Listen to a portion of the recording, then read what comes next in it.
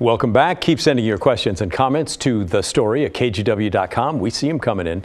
Or give us a call and leave a voicemail at 503-226-5090. Oregon's newest House district now has its newest representative. It's Andrea Salinas, the winner of the District 6 race. She edged out Republican challenger Mike Erickson. Now let's take a look at your new congressional delegation. Salinas joins Republican Lori Chavez DeRemer, who won the 5th district. Both will go to become Oregon's first Latinas in Congress. Chavez DeRemer joins Oregon's only other congressional Republican. That's Cliff Bentz, who was reelected for the 2nd district.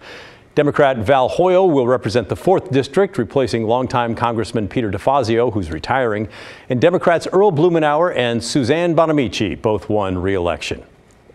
The 6th district was a race that we were watching closely, partly because it's Oregon's newest district, and it came as a result of a long process of redrawing Oregon's district maps.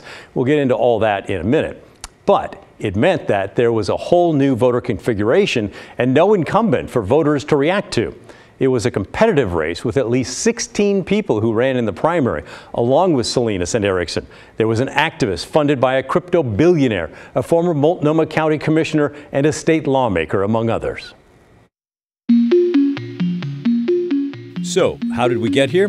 Oregon's last new seat in Congress came way back in 1982. But the 2020 census showed Oregon's population jumped by more than 10% to more than 4.2 million people. That earned us a 6th seat in the U.S. House. Then the state had to figure out where to put that new district. All the congressional districts by law must have equal population. Oregon state lawmakers were tasked with redrawing the map, with Democrat Andrea Salinas as the chair of the House Redistricting Committee. And guess what? She just won that new seat. It took a while to land on what we have now. Democrats and Republicans tried to work together on the new map. Big surprise, that did not go well. Each side wanted to draw the districts to include more of their own voters. The 2nd district in eastern and southern Oregon was always going to be safe for Republicans, and most of the districts around the metro area and Eugene were expected to go to Democrats. The Democrats drew their own maps favoring themselves, and the Republicans sued, calling it gerrymandering. It's not that there's one line. It's that the sum total of the districts create an outcome that is already predetermined. So the Republicans drew up their own map, but they didn't give a good alternative.